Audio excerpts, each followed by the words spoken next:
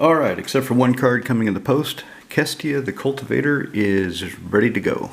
Once that card is in, I will field her, test her out, and see if my ideas work. Hopefully they do. If not, back to the drawing board.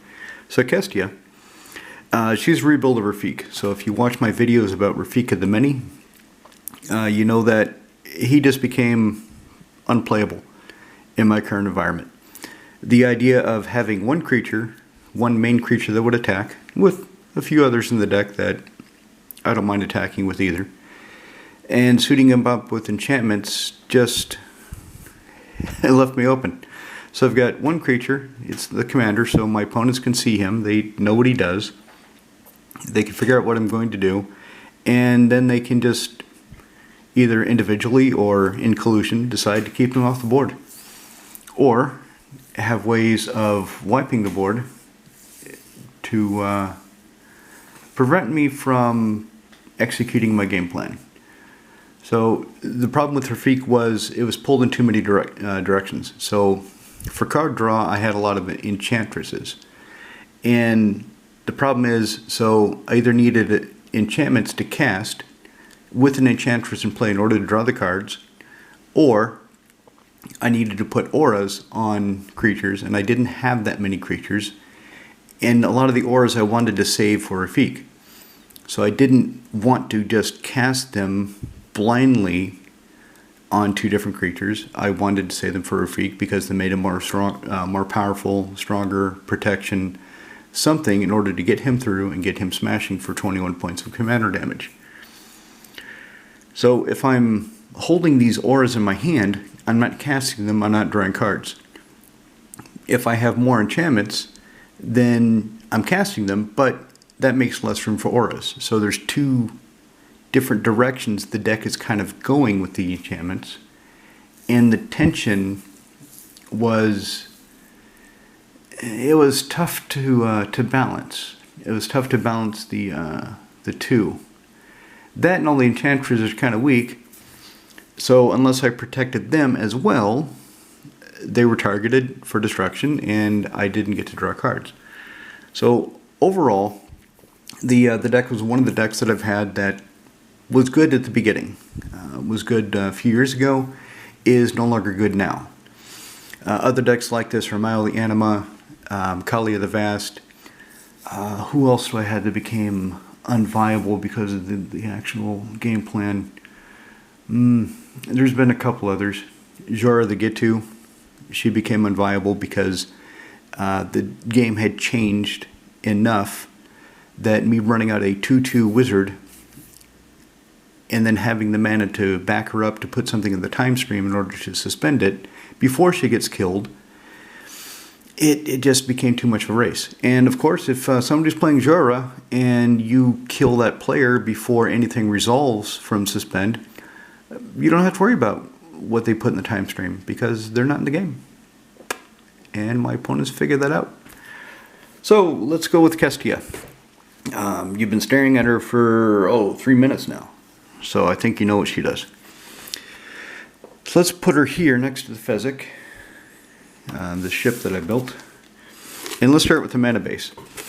So I've tried to, the deck is more or less balanced between the three colors. Blue is fuckery, green is ramp, attack, and some protection. White is attack and protection, mainly. So for blue, I've got 4 islands and a Minamo. Minamo is here mainly into untap Terra Sanctum.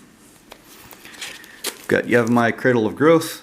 Not sure why. It's a holdover from Rafiq. Because I could slap some things on him to give him land walk, and if everybody has a forest, then I just pick forest for the land walk.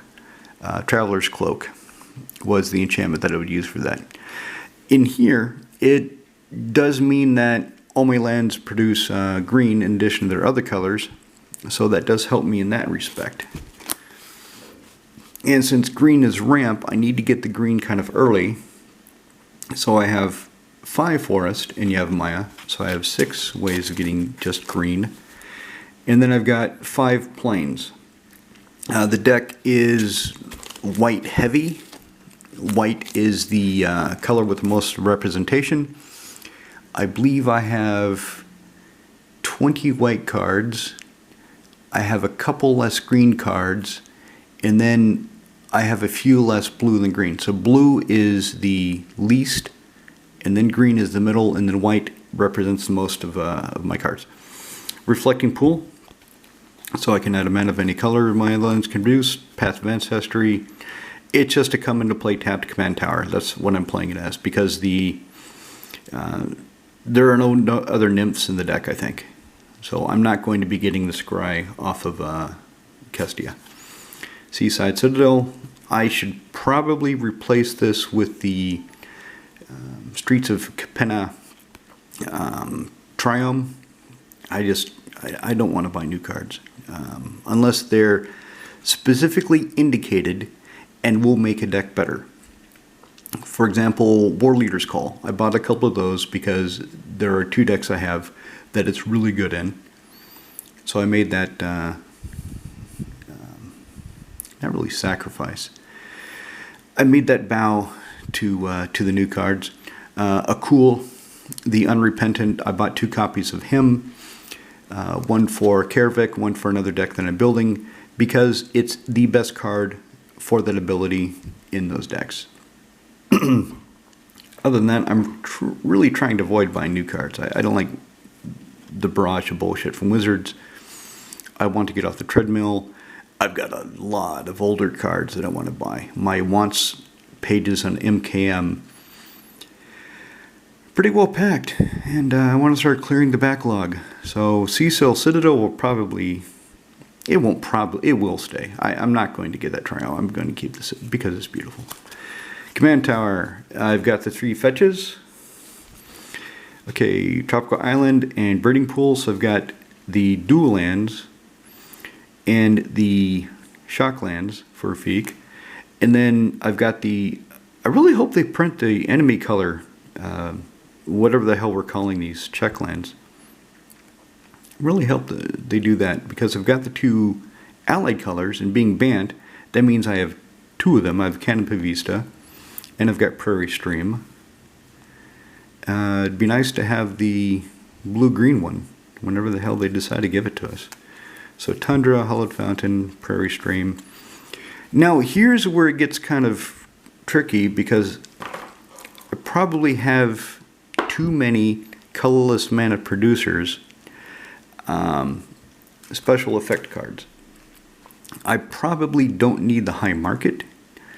It's mainly in here, as always, as a way of stopping somebody from exiling one of my creatures by sacrificing them, putting them in the graveyard, so I can return them later. But in Kestia, I don't have a lot of ways of getting creatures back out of my graveyard. I've got ways of getting enchantments back, but not so much creatures, so maybe this should come out. Tower of the Magistrate. I've got Titania Song in this deck. I plan to shut off all the artifacts. But this is just funny. This is, as I said before, this is kind of becoming my card.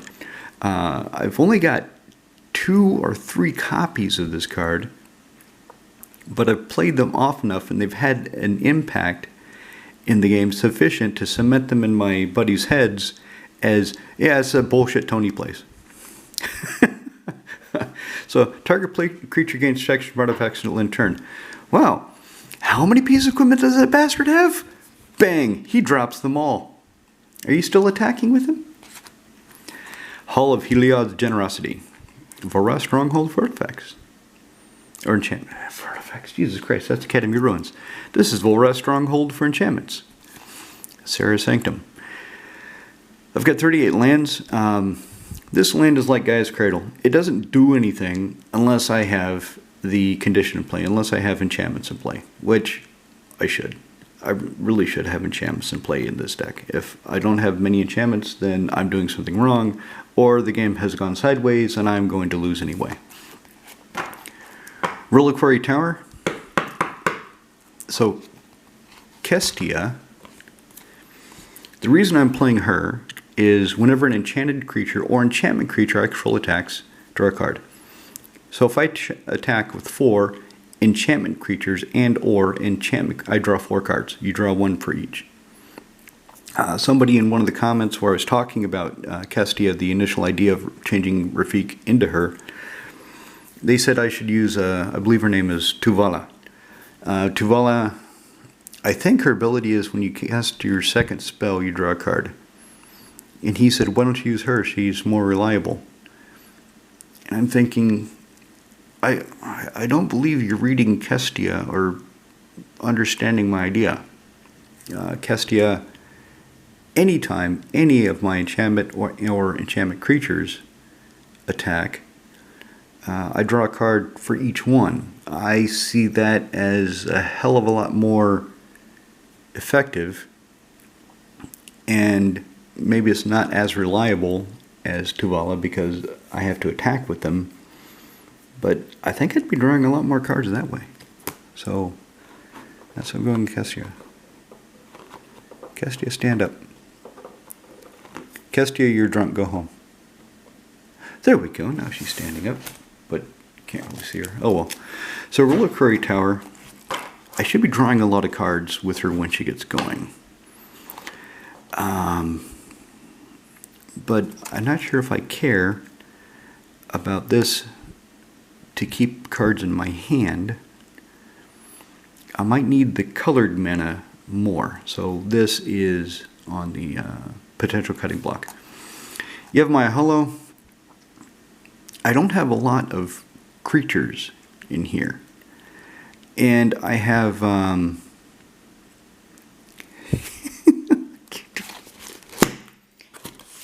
what is that card's name? Greater Auramancy. I have a Greater Auramancy. So where did my Hollow go? So with Greater Auramancy, all my enchantments will have Shroud. With Sterling Grove, they would also have Shroud. So I can't target them with Yevmaya Hollow. So I might not need it. But I'm putting in here as Legacy Holdover because it's a good card. And I'll just see how it plays and see if it's something I want or not. Thawing Glaciers, slow as hell, effective, reliable. I really don't have that many basic lands though. You know, 4 islands, 5 forests, 9, 14. I only have 14 basic lands for the glaciers to find. I do have Burgeoning and Exploration in order to get it back into play quicker. Burgeoning is better because, as you know, if in a turn you bounce the Thawing Glaciers back to your hand. If you have Burgeoning in play and your opponents play a land, any of them on their turns, you can drop the Thawing Glaciers back into play in line with them playing a land, and then on your turn it untaps and it's ready to go again. So it makes it a lot faster. But I might not have enough basic lands to really make it that valuable, that effective. Anyway, let's get to the heart of the deck. Don't really need her. She does nothing for the theme. I have one. I want to play her. It's in these colors. I haven't played her for a while. So Rubinia Soulsinger's here. Rubinia Soulsinger, 2/3. She's a fairy now. So in the Great Creature Type update, she's now a legendary fairy. I believe a noble. I believe a fairy noble, but at least a fairy. Tap, gain control of target creature. She doesn't untap. If I can choose not to untap her during my untap step. Now, if I had Seedborn Muse in this deck, Seedborn Muse would force me to untap with my opponents, and then I would have to untap her and let go of the creature. So as long as she's tapped, I retain control of the creature that she's stealing. Supreme Verdict, premier board wipe in this deck, can't be countered, blow up all the creatures. Wargate, a lot of people have commented that Wargate is slow, expensive. They don't understand what I'm doing with it in the deck. They think it's a poor inclusion. let me explain what it's here for. It's here chiefly to find Terra Sanctum. So I can spend blue, green, white, and then 0 because Terra Sanctum is a land. Go find the Sanctum, put it directly into play.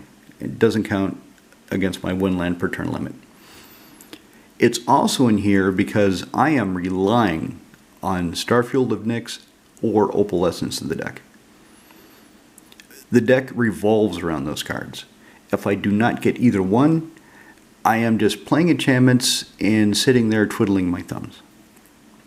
So I have Opalescence, Starfield of Nyx. I have duplicate 2 copies of that effect to make all of my enchantments into enchantment creatures.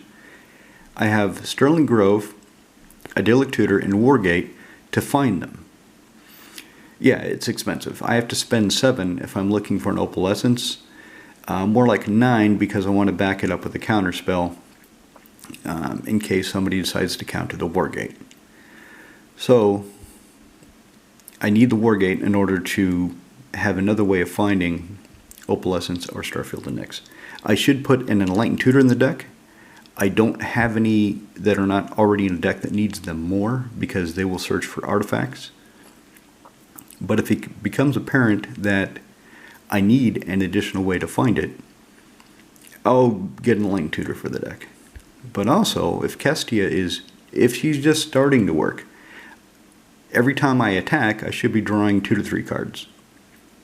Even without Opalescence, even without Starfield of Nyx. So I should dig faster in order to find those 2 cards. Void Slime. So, as I said, blue is the fuckery. So first of the counter spells.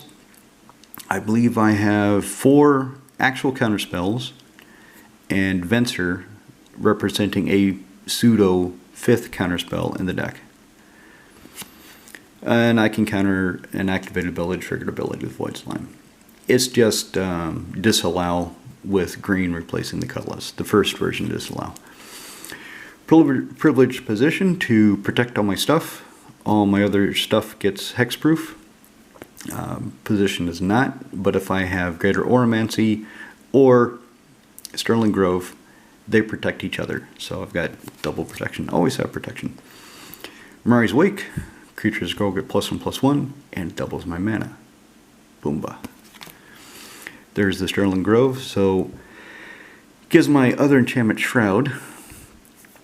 And if I need to, I can sacrifice it to go find Starfield of Nyx or Opalescence, put them atop my library, and draw it whenever I have a draw step, draw effect, do something like that, and then make all my enchantments into enchantment creatures, and smash. So, I didn't want to buy any new cards, right? But this guy, and some of these cards, you, my viewers, tuned me onto. I didn't know about this guy. I had no clue. And then somebody said, why don't you play Jukai Naturalist? And wow. Looked him up. Wow, why don't I? He's fantastic. And he's cheap. Oh my god. The foil is cheap. It's worth almost nothing. So, green-white. He's got lifelink. He's an enchantment creature. So if he's down with Kestia, when he attacks, I draw a card for him. And he makes my enchantments creature. Or cheaper. He makes my enchantments creature. If he made my enchantments into creatures, that would be cool too. But he makes them cheaper. Sith's Harvest Hand. I took out most of the enchantresses. So from changing Kestia, changing her over from Rafiq, giving her command of the deck, retiring Rafiq, and making the deck into hers, and making it follow the strategy that she indicates, I took out most of the enchantresses. Mace Enchantress, Verdant Enchantress, who else did I take out? Cedar Enchanter. All those I took out because they're not enchantment creatures. They've got double pips. They're a bit harder to cast. They're harder to protect. Her, if I have Sterling Grove, well, she's protected naturally because she'll have Shroud because of the Grove, since she's an enchantment. And whenever I cast an enchantment spell, I gain a life and draw a card. Shield of the Oversoul. I took out almost all of the auras. This is the only aura that I have that it does not have bestow. So Kestia can be an aura,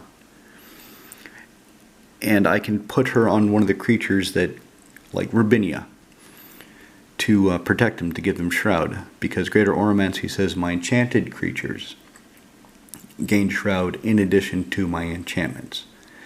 So this is here in order to put on, say, Rabinia. And if I put it on her, she'll be a +2/+2. She'll be a 4/5 indestructible flyer with shroud if I have Greater Auramancy. So this is to help protect my non-enchantment creatures, the very few I have remaining in the deck. Ley Line of Anticipation. Yeah, if I have it on my opening hand, bang, good job. All my non-land cards are flashy. Levitation. I should have the archetypes. I agree with that. I understand that. I just do not have any. And Cherney Retige, my local LDS, my local game shop. That's like saying ATM machine. It's superfluous. Anyway, so I do not have an archetype of imagination to throw in here, because the one copy I have is an Azami, and she needs it because he's a wizard. But I've got this Levitation and his foil, and if I didn't play it in here, it would just sit in my binder looking cool. So it can work for Kestia and look cool and get my stuff flying. Omniscience. Top of the mana curve. 10 mana, 3 of it blue. But I can cast online cards from my hand for free. And if I'm drawing a bunch of cards, casting things for free becomes a lot more interesting. Heuristic Study. Yeah. Do you pay the 1? Please don't pay the 1. I want more cards. And I can attack with it and draw more cards. Copy enchantment. There's not really that many enchantments I'll want to copy in here, but there are sufficiently enough, and it's an enchantment that it justifies inclusion. Plus, I need low casting cost. I need low CMC enchantments, because I've got a lot that are 4 and higher. I've got a lot. And if I don't start getting stuff into play early, I can wreck myself. Hang on, let me get a sip of coffee. Right. So I put in one god of each color, blue, green, white, one of the gods. Admittedly, I will have difficulty reaching her devotion. But if I have opalescence and she's an enchantment, instead of being a 6/5 indestructible, she'll be a 4/4 indestructible. I see that as an acceptable compromise. So at the beginning of my end step, exile up to one other target creature control, then put it back. If I'm giving everything Shroud, and I'm making my enchantment creatures, my enchantments into creatures, I'm not going to have a whole lot of things to target with that. But I've got a few, and I've got a few interesting things. Plus, she taps into the target creature. Mainly she's here to tap down opposing creatures so I can attack. Tap down potential blockers. So that justifies her inclusion. Treachery. Comes to play and tap up to 5 lands, and I snatch an enchanted creature. Plus he's got 2 blue, gives Sasa some devotion. So I was talking about just fun creatures like Rabinia. So Empress Galena doesn't really belong here. She doesn't do anything for the actual strategy of the deck. But I want to play her somewhere. I should probably put her in Phoenix, because she's got a high toughness. But Phoenix is, he's high CMC now anyway. And most of the board wipes would kill him. Anyway, so I decided to put Empress Galena in here. Just to play with her, just to have her and see how she works in the deck. My idea is that with all the legendary creatures people are playing now, I can start snatching some of them away so they can't block me when I go to attack with my enchantment creatures. Blue, gain control of target legend or legendary permanent until the game ends. Beauty, eh? Alright, there's my mono blue Void Slime. 1, forbid. Buy back, choose and discard 2 cards. If I'm drawing a bunch of cards, then I should have the 2 cards in order to pay the buyback cost. That's 2. Counterspell. Easy. 3. So that's 3 hard counters plus the Void Slime. That's 4. And here's the Venser. So Venser is flashy, comes into play, bounce a permanent, or put a spell back in its caster's hand. So anything that's uncounterable, I can put it back in their hand and just hope they don't have the mana to do it again that turn. And he's one of the few things that I'm likely to flicker with Thassa, but he's useful because if I flicker him with Thassa, then I can bounce a permanent back. So I'll get some more value out of that. Now we're into green. So Nature's Will. Whenever more and more creatures I control smack a player, I tap all lands they control, untap all lands I control. Nice. There's the Burgeoning. Whenever an opponent plays a land, I can drop a land in alongside them if I have one in hand. Exploration. You may play an additional land on each of your turns if you have one. Broken Fall. So you saw I don't have that many non-enchantment creatures, and you will see that more when I get to white. But this, okay, I can bounce back to my hand, and if I do have some of the few Enchantress effects remaining in the deck, I can cast it again and keep that going. Plus I can regenerate some of the creatures that I can actually target, as long as I haven't enchanted them. So what I did is I had Molting Skin, and I just flipped them over, and I shuffled them, and I flipped one over, and it was Broken Fall. So I randomly chose Broken Fall over the foil Molting Skin. Titania Song. All non-creature artifacts in play turn off. They become creatures with power toughness equal to their casting cost, their mana cost, and they have no other abilities. So Darksteel Forge would be a 9/9 creature that does nothing else. Voltaic Key would be a 1/1 creature that does nothing else. And I've got no artifacts in the deck, none. So she doesn't hurt me at all. And she looks so pretty. Okay, here's the ramp. So I've got Cultivate, go find 2 basic lands, show one off, put the other one into play tapped. Kodama's Reach does the same thing. Nature's Lore, go find a forest, go find a dual land. Put it on the battlefield, then shuffle. 3 visits, same thing. Go find another dual land or shock land. Put it on the battlefield, then shuffle. Sylvan Scrying. Some people asking, okay, why did you have this in Rafiq? What are you looking for? Serra Sanctum. Heroic Intervention. So in addition to the 4 hard counters, Venser, I've got this as a way of protecting my stuff. So ideally, I would have this in hand when I don't want to counter something. I just want to prevent everything or anything, multiple things, from being targeted or destroyed. So this is better against Austere Command, Wrath of God, than a counterspell, because I can save the counterspells for when I really want to counter something. Témoin Éternel, one of the few creatures I have that is not an enchantment. She comes to play, bounce something out of my graveyard, put it back in my hand. And she's signed by Ms. Nielsen. Argyllian Enchantress, yeah, she already has Shroud. She's really, really weak. She dies to a stiff wind, but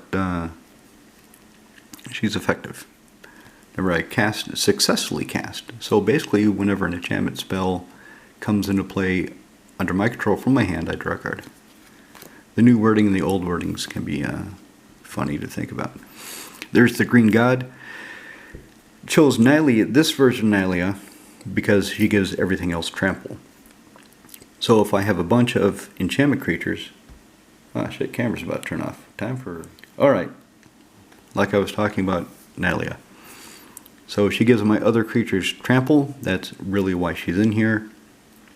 Again, as with Thassa, if I have Opalescence or Starfield of Nyx down, if I do not have Devotion to green, she will be a 4/4 indestructible creature. So I'm still ahead. But I've got a lot more green permanents than I do blue, so she is far more likely to go active than Thassa. Eidolon Blossoms, actually. So Opalescence, Starfield of Nyx, turns all my enchantments into creatures with power toughness equal to their mana cost. And then she says, as long as my devotion to green is 5, she's a creature. So if I get devotion, I should get to choose that she's a 6/6. I should get to choose that. Yeah, because she would be a creature at that point. Once I have devotion, she would be a creature, and Opalescence and Starfield and X8, you're non-creatures. Although Opalescence doesn't. Opalescence says global enchantments. Opalescence says, the new wording, your non-aura enchantments become creatures that retain their other types with power toughness equal to their converted mana cost. It doesn't say anything about creature enchantments already. I'm going to have to look that up. Eidolon Blossoms.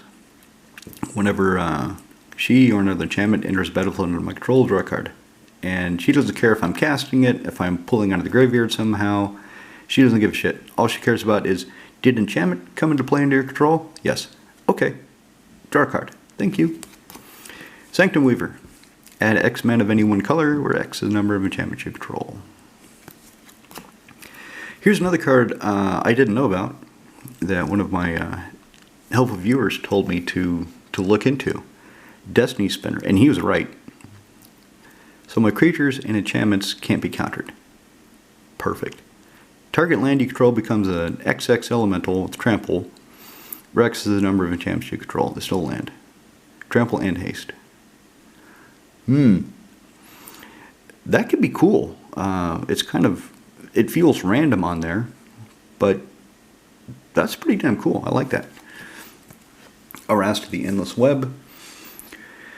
4/4 for a 3/5 Reacher. 4 mana. 4/4, Jesus Christ. 2 colors, green for a 3/5 Reacher. I need to slow down and read the cards. So, whenever an opponent casts an instant or sorcery, I get a 1/2 Reaching Spider. It's not an enchantment spider, though.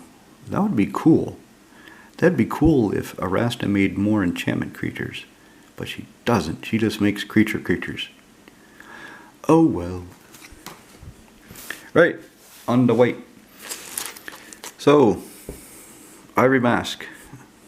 I have Shroud. I don't think there's anything in the deck that I'd want to target myself with.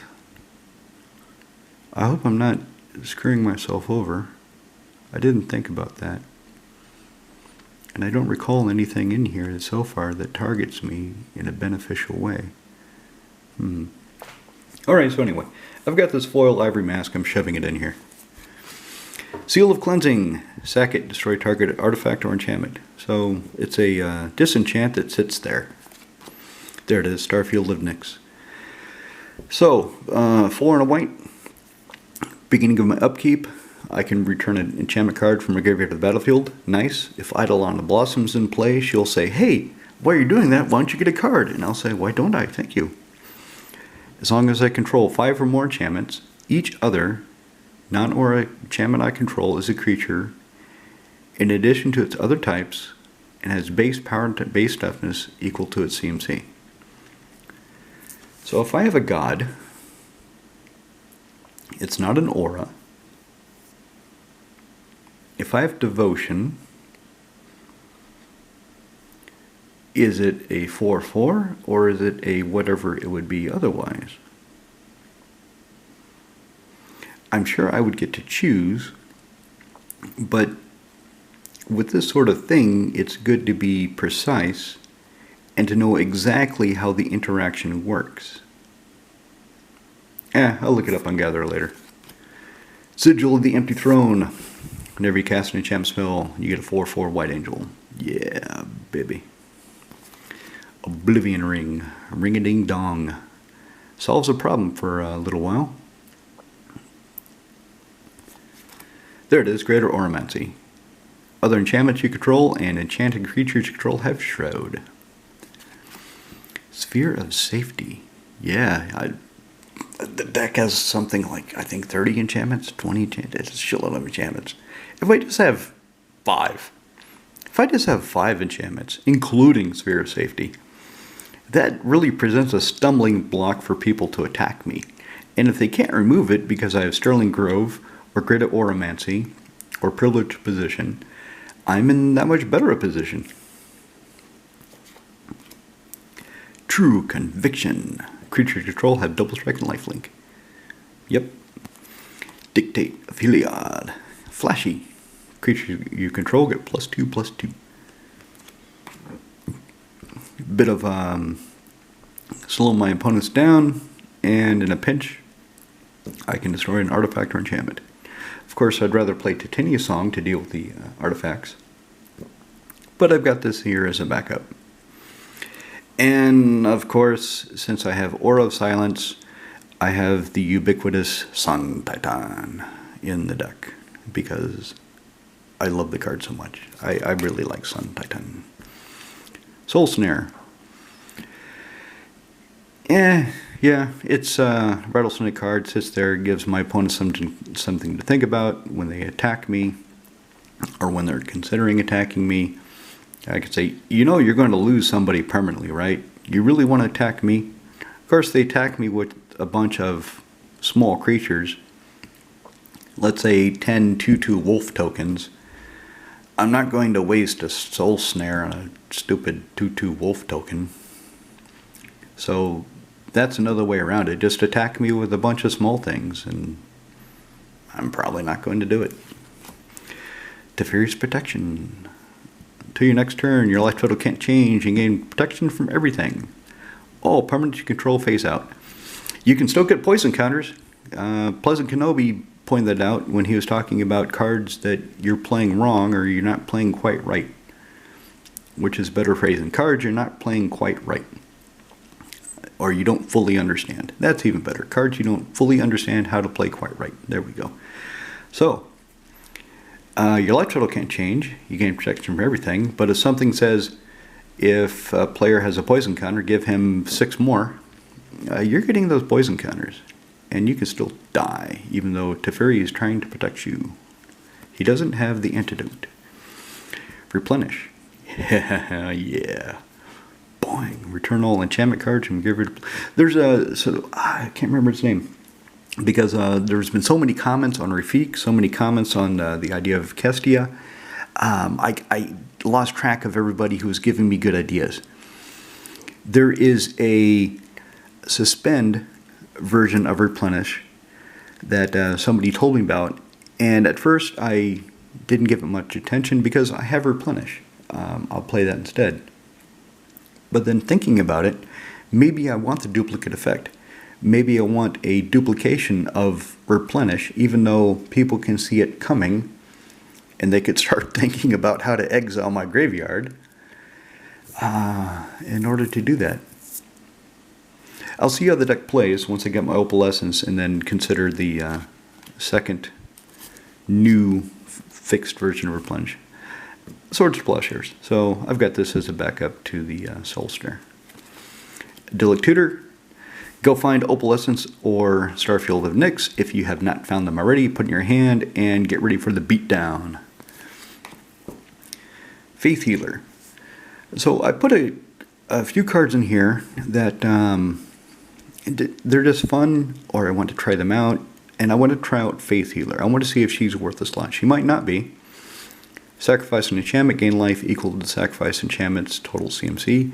Now, as a corner case, something Faith Healer allows me to do is, let's say I'm in a position where it's better for me to try to keep pushing with Kestia, and I haven't found a counterspell, or I've used a counterspell to stop something that I needed to stop, and I attack, and somebody settles my wreckage. If I have Faith Healer out, I can say, oh, shit, I really don't want to exile all these enchantment creatures. I'll sacrifice all of them and get a bunch of life, and then hope I find my replenish soon. So she's in here as kind of a way to get around all the bullshit exile effects that are coming into the game that Wizards is pushing. I don't like mass exile. I don't play it. I don't like having it done to me. Therefore, I don't do it to my opponents. I don't play Merciless Eviction. I don't play Farewell. And thank you, whoever you are, that reminded me what the hell that card is called. I'd completely forgotten. So I don't play those. I do play small exile effects. I mean, I've got Kalidas, Trader of Get, and he exiles creatures that would die. Ikra Shadiki and Sidar Kondo have Lisa, Forgotten Archangel, and she exiles my opponent's creatures that they would die. But it's on my opponents. It's on them to figure out how to stop their creatures from dying. So I make exceptions for those. Soul Sculptor. Blech. I played one of these in Voya because Voya has a no-made shepherd. And if I make one of my opponent's scary creatures, like if they have Ulamog, Ceaseless Hunger, I can make him into an enchantment that loses all abilities, and then blast him with Aura of Silence, sacrifice and destroy him. So it's not a reliable thing to do, but it's an option. Or if somebody, say, is going to try to destroy or exile my Sun Titan, I can turn him into an enchantment. So if they're destroying a creature or targeting a creature, when he becomes an enchantment, it'll save his life. So I'm gonna test this in this deck, see if it works. So far, it hasn't worked in Voya simply because I haven't needed it. But it's a potential. Sun Titan. It comes into play or attacks. I can return a permanent with CMC 3 or less from my graveyard to the battlefield. Otherwise, he's just cool looking. He's a blazing sun that never sets. Alright, last two cards. Eidolon of Countless Battles. So I can bestow this on one of my creatures that is not an enchantment. Let me take another sip of coffee.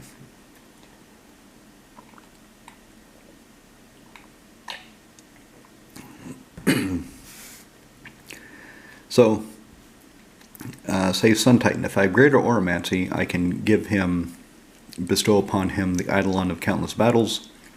He would now have Shroud. He'd be big as fuck. And I can keep going from there. Alright, Heliod. So, I took all the four casting cost gods, one for each color. So Heliod is in here. Gives everything else vigilance, where Natalie gives them all trample. So if they all have vigilance and trample, that's pretty damn good. And then I can make more enchantment creatures. 4. Put a 2/1 white cleric enchantment creature token onto the battlefield. So especially if I have Serra Sanctum, I can really get going with Heliod and really pump out a lot of enchantment creatures and smash face with Kestia. So that's what I have. The card missing, the card you did not see, is Opalescence. That's in the post. It got shipped yesterday, I think. So it probably won't be here until next week. I can't take Kestia then. Or I don't want to take her until she's finished. I could just write Opalescence on a damn basic land and take it with me, but I just don't want to do that. So next week will most likely be her debut, and I'll see how many of my ideas work and how many of them were just pipe dreams.